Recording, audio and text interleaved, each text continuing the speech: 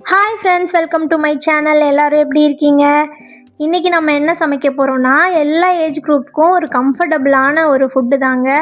நம்ம ஈஸியாகவும் செஞ்சிடலாம், அதே சமயம் நல்லா டேஸ்ட்டாகவும் இருக்கும்.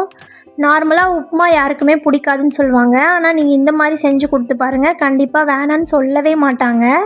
சரி வாங்க எப்படி செய்யலான்னு பார்க்கலாம். ஒரு கடாயில் 1 ஸ்பூன் எண்ணெய் விட்டுக்கலாங்க. அது கூடயே ஒரு 2 ஸ்பூன் நெய் விட்டுக்கலாம். நெய் கொஞ்சம் தாராளமாகவே விட்டுக்குங்க, அப்போ தான் கிச்சடி நல்லாயிருக்கும்.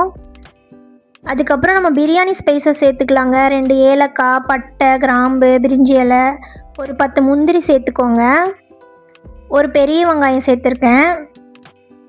ஒரே ஒரு தக்காளி. காரத்துக்கு நான் ஒரு 3 பச்சை மிளகா சேர்த்துருக்கேங்க. நீங்கள் உங்கள் காரத்துக்கு ஏற்ற மாதிரி சேர்த்துக்கோங்க. அதுக்கப்புறம் தேவையான அளவு உப்பு சேர்த்துக்கோங்க தக்காளி வதங்கிறதுக்கு. தக்காளி வதங்கினதுக்கப்புறம் 1 ஸ்பூன் இஞ்சி பூண்டு பேஸ்ட்டு சேர்த்துக்கலாங்க.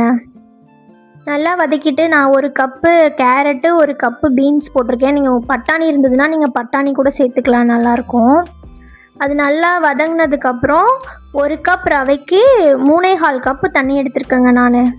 அப்போ தான் உங்களுக்கு ரவை நல்லா வெந்து வர்றதுக்கு கரெக்டாக இருக்கும். தண்ணி நல்லா கொதிச்சதுக்கப்புறம் ரவை போடுங்க.